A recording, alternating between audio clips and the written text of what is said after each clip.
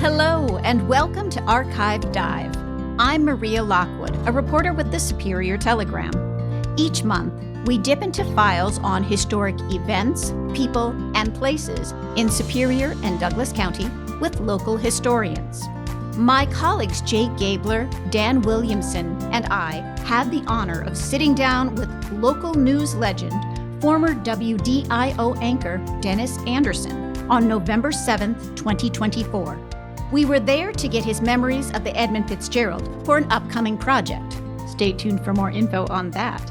But he told us so much more, from his start in radio broadcasting to how he met his wife.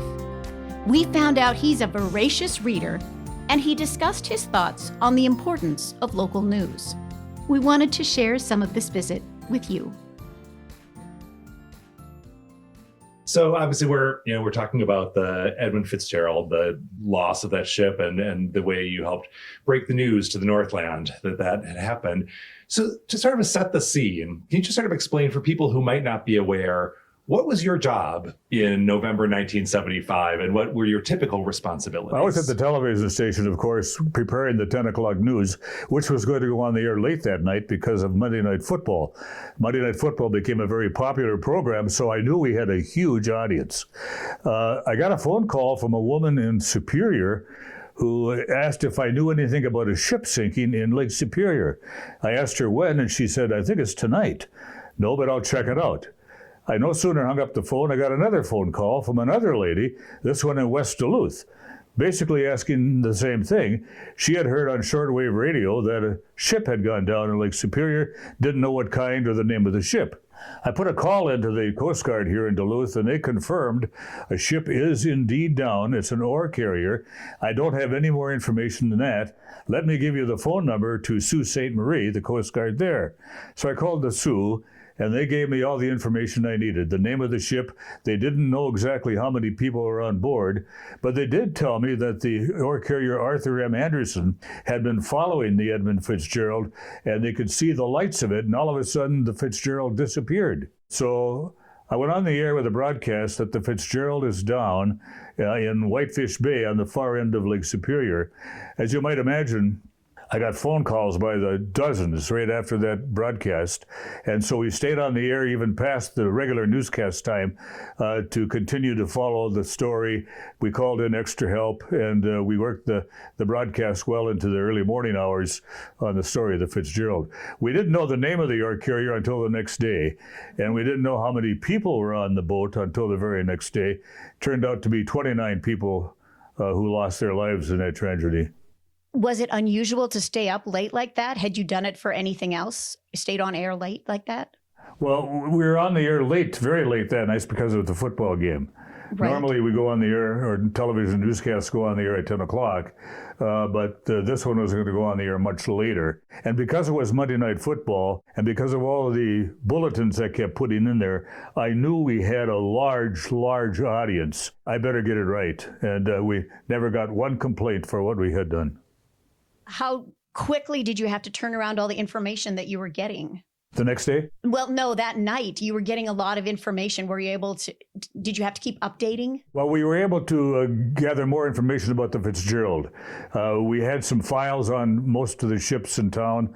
I have a beautiful 8x10 picture, in fact, of some of the ships. But the Fitzgerald was one that had come into the Twin Ports frequently. It had left the city of Superior the day before. And so we had all the information we could continue to glean about the boat, its manufacturer, how old it was, the history of the ship, all that kind of information. And we talked about that throughout the evening. Did you know anyone who was on the Fitzgerald? I did not know anybody on the ship at all. There were some people from the Twin Ports, and there were also sailors on the ship from other communities, and I knew none of them. Did you feel a lot of pressure doing the newscast? I think what happens in the broadcast industry when you have breaking news, we break the news instantly if we get it. We have to be sure we are right. And I checked with 3 different sources on information I needed before I went on the air with the name of the boat. And so I knew I had enough information. This was a huge story. And that compelled me to put it on the air. I couldn't wait until the next day. So like I say, we never got one complaint about what we had done. We had relatives of the people who died call us. We had friends, we had interested persons who were living in the Twin Ports, living in the Northland, who wanted more information. But we actually had some family members call us. We were the pipeline between the lost ship and these families. As you were following up in the following days, did you reach out to or speak with any of those families? I think we probably interviewed one or two of the families who agreed to an interview the next day. We certainly gave them time to recognize the fact that their loved one was indeed gone. And the Coast Guard also informed us that of all the people on board, there are no survivors. We learned the next day there were 29 on the ship. When you first heard the ship went down, did you hope that there were survivors? Did you think there could be? We didn't think there'd be any survivors. It was a vicious, vicious storm. And Whitefish Bay on the far end of the lake is known for just huge, huge waves. And they were getting pounded. We were getting pounded here in Duluth too that night, Duluth and Superior. So when a ship goes down like that and it sank so suddenly, there's just no way you could survive that. I'm trying to thinking about what you're telling your audience in Duluth and the Northland, given that this is a tragedy that happened on the other side of the lake. Right. So the ship was quite far away when it went down. It was nearer to other communities and is a much larger story than just Duluth. But here you are in Duluth. Did you have a sense of what other media were doing around covering this story? Did you connect at all with other media to exchange information or see what they were saying? That night we informed one of our sister stations down in the Twin Cities what had happened.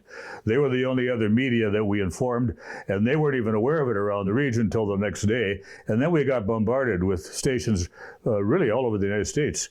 And so we did a number of reports for them, both audio, and we did send some video to some stations.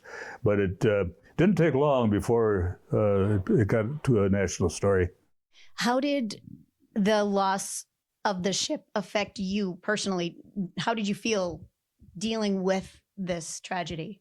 Well, a day or two after the sinking of the Fitzgerald, a memorial service was held for them, for the lost people and for the survivors, the families, at a church in Superior. And I attended that service. It was a very moving service. It was like a funeral. No bodies were recovered. Sometime later, I think it might have been a few years later, divers went down and they did discover one body. All 29 are still down there. They never did recover the bodies. Do you ever think, I'm a print journalist, I write, I know people will read things that I write, but it's not the same as being live on air and speaking words that people might, in the case of a tragedy like this, they might remember for the rest of their lives, hearing your voice, sharing this news. Do you think about that at all when you're on air? And you bet I do. And I think that's a decision that weighs on a broadcast journalist. Do I dare go on the air with this? How much information that I know do I dare put out? Because I'm going to be informing. I knew I was going to be informing families and other loved ones of this tragedy. But the magnitude of the story, I think, forced me to be a part of that incident that night. And as I said, nobody called and complained, but they called to try to get more information from me. I know there's a group called the Friends of the Fitz who are working to put a historical marker in Superior, remembering the Edmund Fitzgerald. Do you think that would be a good way for the Twin Ports to remember the Fitzgerald? I think any memorial that's put up, if it's done in good taste, is good. It honors the people on the Fitzgerald, and if it does them honor, I think it's good for the city of Superior. It's good for the Twin Ports to have that monument. A monument like that causes people to stop and think and to discuss, what was that ship? When did that happen? Well, look here. And those monuments, I think, help the general public who decades and decades, 50 years ago coming up now, it helps us remember. We can't forget what happened. You say that you knew in the moment this was a huge story, very consequential, lives were lost. Could you have imagined that still 50 years later, this would be remembered as what might be at this point the most famous shipwreck in the history of Great Lakes shipping? Yeah, there's no way in the world when the phone rang that night giving me a tip on a Fitzgerald of this terrible shipwreck, that we'd still be talking about it 5 decades down the road. 50 years later, that story is still here. There's no way back then I could have ever imagined that we'd still be talking about it 50 years. Do you remember the first time you heard Gordon Lightfoot's song about the wreck? I remember when I first heard it and I thought, wow, that's really something. I called it a haunting sound. He just gave it this haunting sound of the loss of the Fitzgerald and all these men that were on there. I think it's a beautiful ballad. I think it's well sung. The tone of the ballad is haunting, but it also causes us to remember, to not forget. Ever met Gordon Lightfoot? You know, I want to say I have, but I couldn't say that positively. I think I did, but I'm not. Over the years, you get to meet so many people that I think the Gordon Lightfoot song has kept the memory of the Fitzgerald alive.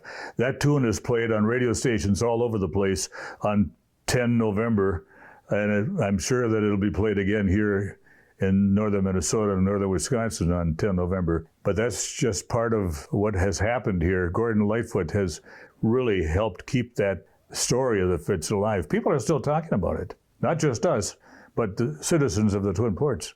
Do you think another reason that it resonates still here is because Duluth and Superior are so intricately tied with shipping? Shipping is so important here? Yeah, I think people maybe in some other city around the Northland may not feel the same connection to that.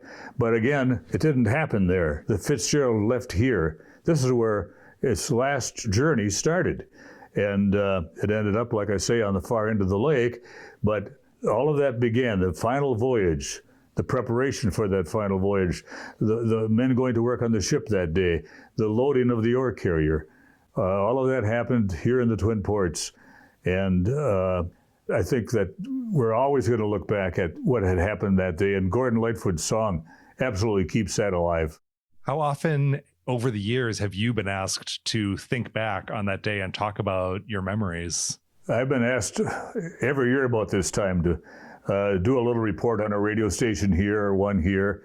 I've been asked to give talks all over the Northland. I think I've been in every county in our broadcast area more than once giving a speech. And questions and answers after always lead up to the sinking of the Edmund Fitzgerald. So it's not only here in Duluth and Superior, it's remembered. People all over the region know that that was something very big back then. So you'd go to talk about something else and they'd eventually spin it back to the Fitzgerald. It swings back to the Fitzgerald. I might be talking about new refrigerators made in West Duluth, but it swings back to the Fitzgerald. I know when I talk to people, they remember you vividly that night. They remember that you were their lifeline. Yeah, I've had many, many people in the Northland tell me that they were watching the broadcast that night, and they remember me interrupting the football game for the broadcast, and then later for the 10 o'clock or later news that night. And they well remember that, and they said that we'll never forget how you told the story.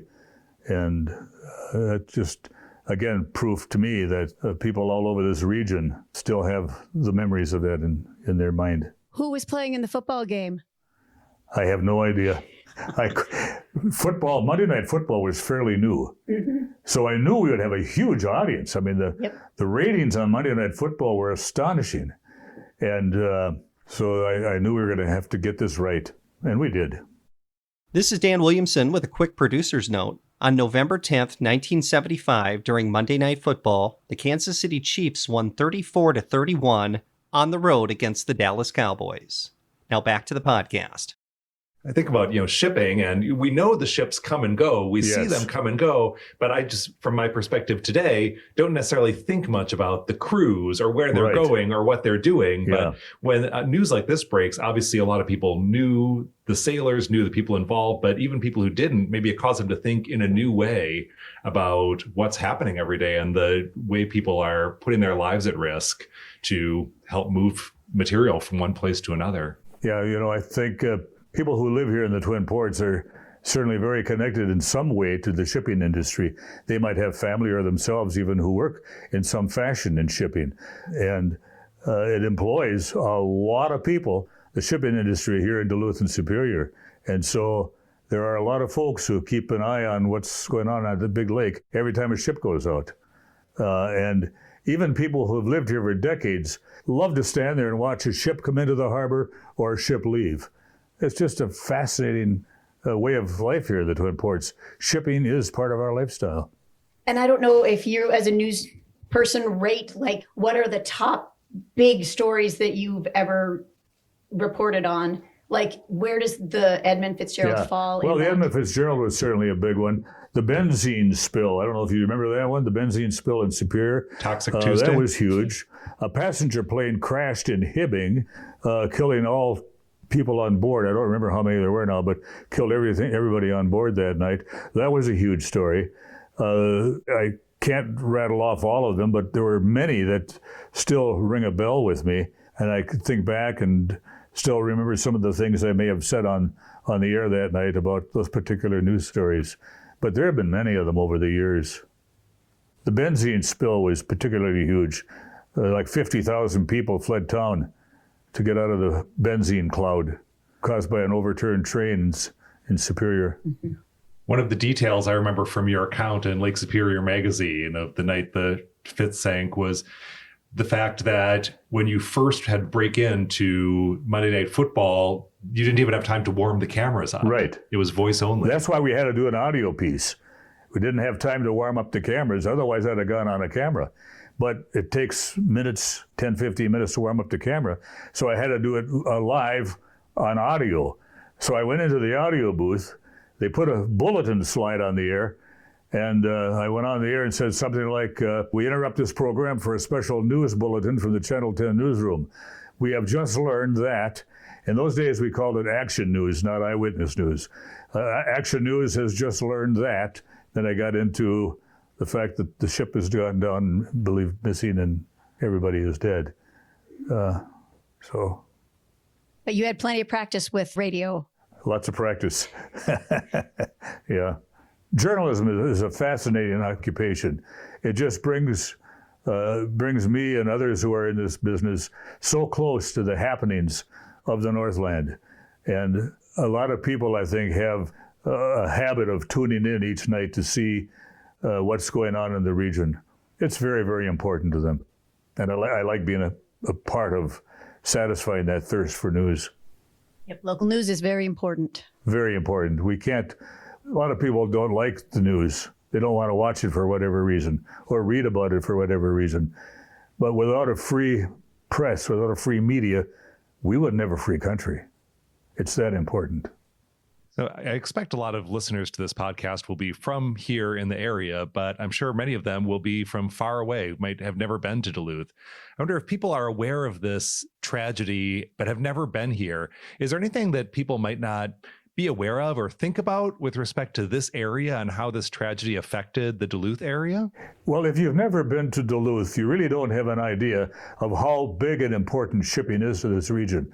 There are huge vessels, lake carriers and ocean carriers that come from a variety of places all over the world that come into Duluth and Superior to pick up goods, take back to Europe, and to drop off goods that came from Europe. So people who don't know really about the history of the Twin Ports should know that this is an important port, just as if we were on the seaboard coast, if we were on the west coast or the east coast. Duluth, Superior have the biggest ports on the Great Lakes. So we see a lot of trade, a lot of vessels coming in and out, bringing and taking materials either into or away from this town. Big industry, big industry. It's almost, an analogy might be if you were a big coal mining town and there was an accident in a coal mine, it might hit that kind of community the same way that the loss of the Fitz hit the Duluth Superior area. Yes, that's right. You know, we have a lot of ore that comes through the Twin Ports from the Iron Range. Coal mining towns, they would more understand the product that needs to get shipped out. Well, here we're fortunate that we can ship it out by lake rather than by rail or bus. Certainly some products go by rail and bus, but boy, we've just got hundreds of tons of materials that leave the Twin Ports every year, every summer. And likewise, they bring materials in that we buy. Dennis, you had talked earlier about, breaking into programming. Just for our audience to understand, that's not the easiest thing to do. What was the procedure like, in terms of getting permission to break into I didn't get permission. I just did it. I think management had enough respect for me that if I felt something had to get on television now, if we broke into a broadcast, they would follow my lead if they were in the building and say, yeah, go ahead, do it. It's important. And if I felt it was important enough, the TV station felt it was important enough. I really believe that. So I don't think management was at all upset with me. In fact, I think they could recognize the accolades that later came in for what we had done. I worked in radio first for a number of years. I got my broadcast start in 1961 on the radio. And then when I moved over to television, it was a whole different ballgame. Now I had to show you the news, not just tell you the news. And management decided to hire me for my experience in radio, then a year in television in Fargo. So they had put a lot of trust into me that if I felt this story should interrupt a broadcast, go ahead and do it. Now, we didn't do it very often.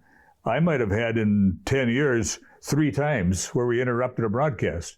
It just wasn't done that often. There might have been one time during the Vietnam War where we interrupted for something, but it wasn't often that was done.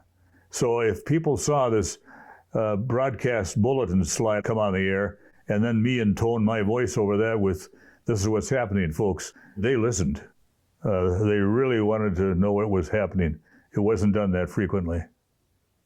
So do you think that the tragedy, the loss of the Edmund Fitzgerald has any lessons for us today? Are there any lessons we can learn from what happened and changing the way that we think about shipping or about the lake, or maybe lessons in terms of safety, practice? I know it's not, your job to decide what the, takeaways are or the lessons from a tragedy. And sometimes it's just a tragedy, but I wonder if you had any reflections on that. I think those of us who were alive when the Fitzgerald was lost certainly recognize that there is a danger to that industry. Now, all industries probably have some danger to them, or most of them do, but shipping is something else. There's a danger to go out on the big pond in the nicest of weather. There's a compounded danger when the weather is fierce, because that lake can really churn up a vicious, vicious storm. And so we recognize that fact too. So I think we kind of give an honor to those who sail the Great Lakes, that we have some respect for them, because they are out there doing a dangerous job. And things can change mighty quickly on Lake Superior and all the Great Lakes. I think just because we have you mic'd up here, you told us off camera beforehand just a fun story about how you and your wife met. Could you relay that story and repeat that? Well, many years ago, when I was working a radio show at night, my wife called for a radio request. I played the request. Next night she called again. Third night again, then again and again. She'll deny all that. But then I happened to have a friend who was dating my future wife's next door neighbor. So the next night I went over with my buddy to see his lady friend, and I met Judy, my wife, and the rest is history. We fell in love. She says, not right away, believe me. But we fell in love eventually, and we got married in 1966. Since then, how many kids, how many grandkids? We have 4 children, 3 girls and a boy, 14 grandchildren, and 16 great-grandchildren, all but one of whom live in the Northland here. So we have one who lives in Connecticut, and she just went home last Saturday back to Connecticut after spending a couple of weeks here. So we see our family a lot. And they can still see you on TV. And they still watch. But to my family, that was no big deal. We'd go to the mall, for example, with my kids. We'd bump into people right away, say, Dennis Anderson, we watch you every night. And our kids would say, Mom, Dad, meet us at the fountain later. They wanted no part of that. So it was kind of fun that they just looked at me as Dad, Grandpa, Uncle, whatever. That is just another guy going to work. So that was really no big deal. Is there anything, Dennis, that we didn't ask you? Anything additional you'd like to mention? Oh, I don't know. You covered it pretty well. Yeah, I can't think of anything off the top of my head. I'm good with my questions. Anything else you want to add? I just wondered if you would give us your tagline. And that's the news. Thanks for watching. Good night, everybody, and be kind.